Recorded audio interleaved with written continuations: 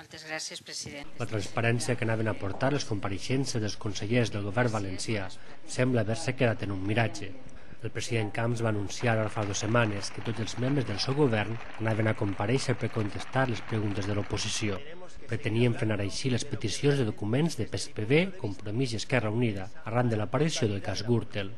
Una investigació judicial on estan imputats per un presumpte delicte de suborn, tràfic d'influències i blanqueig de diners els caps de les empreses Special Events i Orange Market, que han mantingut durant els últims anys una estreta col·laboració amb la Generalitat i el Partit Popular.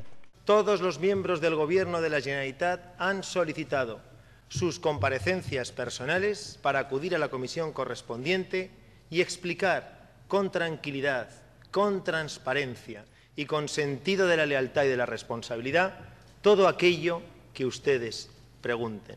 Les paraules del president Camps semblen haver-se quedat en paper mullat, i és que tot i complir les formes, el contingut de les compareixences i l'aportació de documents ha sigut escassíssima. Com a exemple, la intervenció de la consellera d'Agricultura, Marítina Hernández, que en lloc de parlar dels contractes de la conselleria, ha glossat els objectius del seu departament. Des del reconeixement social i cultural del sector agrari valencià i de la seva important labor en l'activitat productiva, en el manteniment del paisatge, del territori, del medi ambient, de la cultura, de les tradicions i les costums més definitòries de la identitat valenciana, la Generalitat adoptarà les mesures polítiques, fiscals, jurídiques i legislatives que garantisquen els drets d'aquest sector.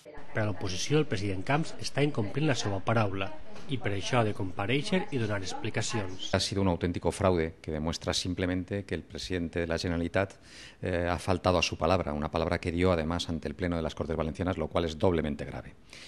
Cuando preguntamos por una serie de contratos que ha realizado la Generalitat, el presidente, sin que nadie le obligara a ello, se comprometió a que todos los consellers iban a venir aquí a dar explicaciones a todas las preguntas de la oposición en relación con esos contratos. El resultado, como digo, ha sido un fraude, porque han venido los consellers, han venido a la Comisión de Coordinación de las Instituciones, es decir, no ha venido cada uno a su comisión, han venido a una comisión específica y cada uno ha hablado de su gestión y no ha querido contestar en ningún momento a las preguntas que le hemos hecho desde la oposición. No solamente eso, han venido a algo más.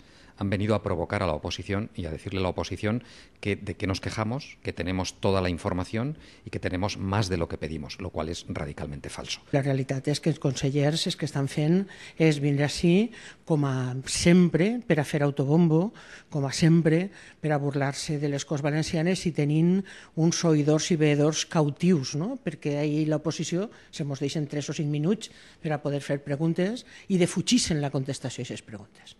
Jo personalment, al llarg d'ahir, li vaig preguntar a tots els consellers si ells s'havien reunit en Camps i en De Rosa, quins contractes tenia la seva conselleria en les empreses investigades, i vaig obtindre el silenci davant de totes aquestes preguntes. Compromís avui ha presentat una sol·licitud molt clara, una sol·licitud de compareixença del president per a donar les explicacions oportunes, ja que els seus consellers no les estan donant.